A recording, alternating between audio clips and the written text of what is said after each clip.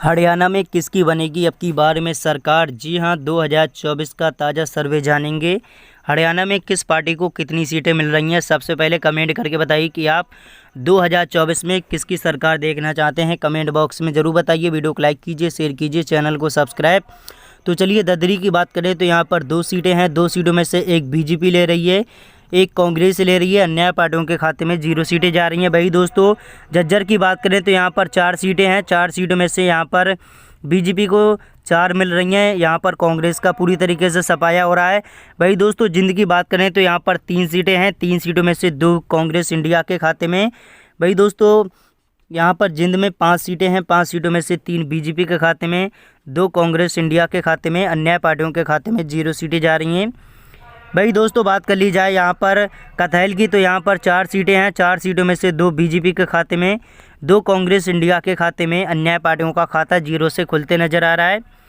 कुरुक्षेत्र की बात करें तो यहाँ पर 4 सीटें हैं। 4 सीटों में से 2 बीजेपी के खाते में, 2 कांग्रेस इंडिया के खाते में। अन्य पार्टियों के खाते में 0 सीटें जा रही हैं। भाई दोस्तों, बात कर ली जाए अम्बाला की तो यहाँ पर 4 सीटें हैं। 4 सीटों में से 1 बीजेपी के खाते में, 3 कांग्रेस इंडिया के खाते में। अन्य पार्टियों के खाते में 0 सीटें जा रही हैं। भाई दोस्तों, चर्चा कर ली जाए गुरुग्राम की तो यहाँ पर 4 सीटें हैं। 4 सीटों में से 1 बीजेपी के खाते में, 3 कांग्रेस इंडिया के खाते में।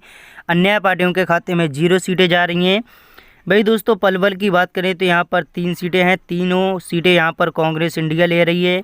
भाई दोस्तों, बीजेपी का पूरी तरीके से सफाया हो रहा है। हरियाणा में लोकसभा में देखा जाए तो ये 35 सीटों की चर्चा कर ली है। बीजेपी को 16 सीटें मिल रही हैं। एनडीए गठबंधन को 19 सीटें। अन्य पार्टियों के खाते में 0 सीटें जा रही हैं। पंचकुला की बात करें तो यहाँ पर 2 सीटें हैं। 2 सीटों में से बीजेपी का पूरी तरीके से सफाया हो रहा है। कांग्रेस इंडिया यहाँ पर 2 सीटें ले रही है। भाई दोस्तों, चर्चा कर ली जाए पानीपत की तो यहाँ पर 4 सीटें हैं। 4 सीटों में से 2 बीजेपी के खाते में, 2 कांग्रेस इंडिया के खाते में। अन्य पार्टियों के खाते में 0 सीटें जा रही हैं। भाई दोस्तों, फतेहाबाद की बात करें तो यहाँ पर 1 सीट है। 1 सीट में से 2 कांग्रेस इंडिया के खाते में, अन्य पार्टियों के खाते में 0 सीटें जा रही हैं। भाई दोस्तों, भिवनी की बात करें तो यहाँ पर 4 सीटें हैं। 4 सीटों में से बीजेपी का पूरी तरीके से सफाया हो रहा है। 4 कांग्रेस इंडिया ले रही है। भाई दोस्तों, महेंद्रगढ़ की बात करें तो यहाँ पर 4 सीटें हैं। 4 सीटों में से 1 बीजेपी के खाते में, 3 कांग्रेस इंडिया के खाते में। अन्य पार्टियों के खाते में 0 सीटें जा रही हैं। भाई दोस्तों, फरीदाबाद की बात करें तो यहाँ पर 3 सीटें हैं। 3 सीटों में से 3 कांग्रेस, यहाँ पर 6 सीटें हैं फरीदाबाद में। 3 कांग्रेस को मिल रही हैं, 3 बीजेपी को मिल रही हैं। अन्य पार्टियों का खाता 0 से खुल रहा है। भाई दोस्तों, मेवात की बात करें तो मेवात में यहाँ पर 3 सीटें हैं। 3 सीटों में से 1 बीजेपी के खाते में, 2 कांग्रेस इंडिया के खाते में। अन्य पार्टियों के खाते में 0 सीटें जा रही हैं।